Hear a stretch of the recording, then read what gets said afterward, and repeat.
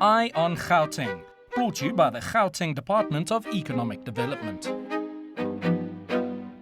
Welcome back. You're still watching Eye on Gauteng. This time we're at a place called The Open. The Open is for entrepreneurs that do not have the money to actually invest in their own property in terms of running their business. They can come here, pay for internet access, phone and fax line, and basically run their business. One of the offerings found at the Maboneng Precinct. Next up, we'll be speaking to Simon Ruben. He is the MD of Mafari Property Management, and he'll be talking to us how such an investment is looked after in terms of the property management point of view. Stay tuned. Simon, thank you very much for your time. Pleasure.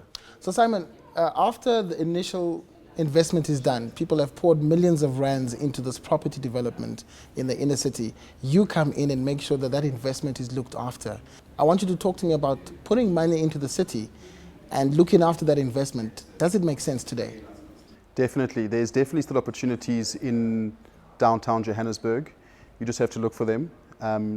Only certain pockets have been upgraded. If you take Maboneng, for example, this is one area that we're in today that's been looked after. There's other pockets in Braamfontein in the CBD itself, but there's definitely a lot more room for other guys to get involved and pick up good deals. There's a huge demand on the affordable housing market side. There's a demand in the middle income bracket side for all the employees working in downtown Johannesburg, and there's still commercial and retail opportunities as well. But again, it comes down to raising the finance, putting up a good property, and having the right property management, which is where we come in terms of then making sure that the property is well maintained, looked after, tenants are paying rent, and that the property is full. If you want to talk to me about the trends, okay, you did say there's a huge demand. If somebody was behind the curve and wanted to get into the space, would you advise them to go ahead? I would advise them to go ahead, but again, every deal on its merit. If they look at a property, it has to obviously make sense. They have to get the right type of finance and make sure that they can repay back the debt. And make sure that they aren't pushing the rentals too much, particularly on the residential side, which has seen in the last few months, it's been a little bit under pressure with quite a bit of stock coming into the market. However, we have seen it picking up again recently, especially with guys offering rentals in the region of about 1,700 to 2,000 Rand a month. So there are interesting ways to do it and different ways to skin the cat in terms of how you position yourself in the market to get full and to then make sure that you're meeting your demands on your debt repayments. So I would advise. Right, Simon, we're talking about buildings, we're talking about property, but you know that these things are only going to work once you have the right mix of people. Yeah. What type of people are going for this type of investment? What type of people are moving into these buildings? And from your point of view, do you think it's a good mix? Definitely. I mean, I've seen a whole range of people moving in here, from your creatives, your artists, to your straight business people, to guys that just want something a little bit different. I would say it's a whole range. I think the mix is fantastic because it just shows that it works for everybody. It's not just for artists or just for alternate people. It's for anybody now. And it's a huge compliment to the precinct as well, that there's now restaurants for guys to eat in, and they can have proper business meetings in the space like the Open. There's a hotel, so it really lends itself to everyone, I would say, at this point. Mm-hmm. I talked to you earlier about trends. Now let's look at Johannesburg Precinct as a whole, in the entire city. We are seeing the development of pockets of precincts. We obviously are here at the Maboneng Precinct. We spoke about other parts of the city. Do you see a time where the city will be taken back eventually? Because that's where it was before. The heydays, Johannesburg was in its glory days. Everybody wanted to live here. Everybody wanted to live here as well as play here. As far as trends go, Simon, how do you see it panning out in the next 20 years or so? Look, I don't think it'll ever be the city that it was. I think it's a downtown African city with that buzz and that hustle that we all love. But I think that pockets will be improved to what they represent in that area. And I think it will happen, but I think there's a long way to go still. And that's why I said earlier, I think that there's still a lot of opportunity for guys to get involved. There's still a lot of parts of the city which are a long way from developed. So I think it will happen in time, but there's a lot of buildings, there's a lot of roads, and it's going to take a lot of money to do. But that's as well where the developers need the banks to come to the party and support them if they have a passion and if they know how to do it to get the city to where it needs to be. I want you to talk to me from the point of view of the end user, the tenant, the person that decides, okay, I'm going to live in the city, live, work and play and so on. Is it still an expensive investment for the end user? I'm talking rentals, I'm talking to buy property and so on. Okay. So I'm also a tenant in the precinct, so I can give you a good answer. It's definitely a more affordable option, and from our point of view, I think you get the same benefits as you would in one of your more affluent areas, particularly down here you're close to all the highways. It's very central to wherever you need to be in Johannesburg, and you're paying a vastly reduced amount than you would pay in some of these more affluent suburbs in Johannesburg. So for the end user, I would say that he's getting a lot for a lot less. Great stuff. Thank you very much for your time, Pleasure. Simon. Thanks for having us. All right. So now we're going to talk to the guys in the Maboneng Precinct who have opened a Byscope. They were the first people to open such a business on Main Street Live, and we're going to find out what their story is all about. So here we are outside the Byscope, one of the first businesses established on Main Street Live in the Maboneng Precinct. It's owned by Russell Grant and Daryl Els. Now they're in the business of showing original South African content as well as international films. They also use the space for live music concerts. Let's go and meet the guys and find out their story. Daryl and Russell, your passion has always been film. So how have you been able to translate your passion, which is what you studied at university, into a vibrant business? I think it was a kind of very natural process. We had met in university, we'd done a few screening projects, we'd met Jonathan, we had started a screening project at Arts on Main, which was meant to be an outdoor cinema, which it always rained, so we were always indoors. So we kind of had been around the precinct, we'd been in this area for maybe the better part of a year. So I think, the natural progression of us, when Main Street Life began, coming in and opening up a shop didn't feel as much of a plunge in the sense that, oh, here we are in the inner city opening up a business. I think it was a different feeling of, can we build a sustainable independent cinema that doesn't have to seek out government funding, that can run on its own steam and so forth.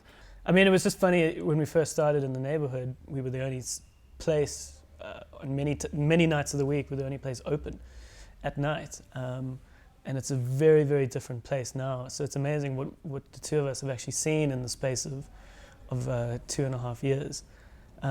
And there were nights where it was like, this is incredible. We've done it. We've what an achievement. And then there's some nights where you're like, sure, what are we doing? We're the only place open, and but we stuck with it, and it's really like, people when they first came to the Byscope, they wanted to come, but they didn't know where it was. So we would often have to sort of be giving people directions and help guide them through the city. And now that doesn't happen anymore, So we're not in that Johannesburg inner city that we were in even 2 years ago. So a lot's happened. How's it been? What's business been like? Well, I mean, the short answer to that is that we're sustainable. So it's a profitable business. We haven't had to do anything drastic to keep going. I mean, once the sales were up, so to speak, we generally were on our own steam and going forth. I think we've managed to do a number of very interesting partnerships that, with various cultural institutes, for example. So with the French Institute or the Goethe Institute, we've got very strong relationships.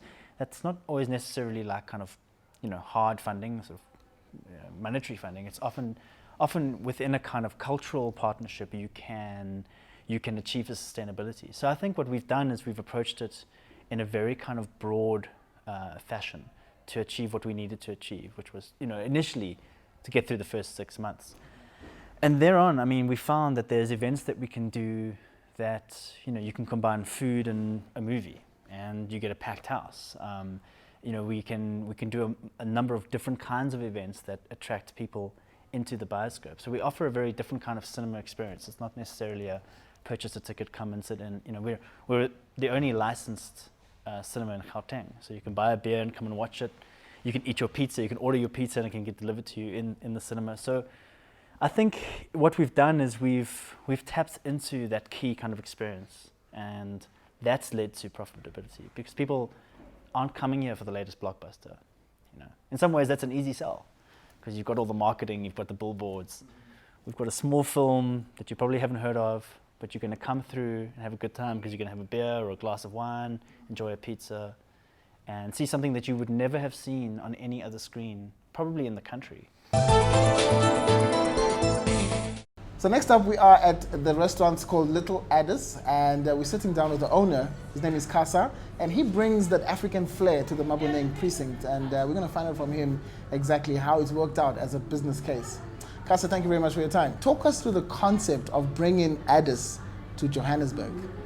Okay, the concept of bringing Addis to Joburg is like to represent the culture of Ethiopia. You know, like there are lots of Ethiopian community members here, but my concept is to introduce the culture, the tradition, the customs of Ethiopia to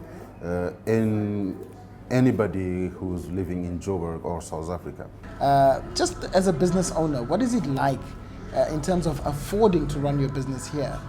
It's really affordable. It's more than affordable because I used to own a restaurant in the CBD, and I used to pay triple the amount of cost that I'm paying right now, but the same space. It's not expensive. It's really inexpensive. I don't like it to call it cheap, but it's inexpensive.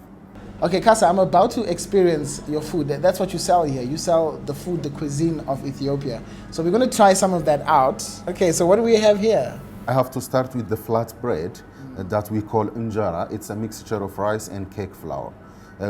We don't make only rice because it will be dry. So we mix it up with a little bit of cake flour to give it a fluffy and soft, spongy texture. And here we got cabbage. The cabbage, we mix it with turmeric.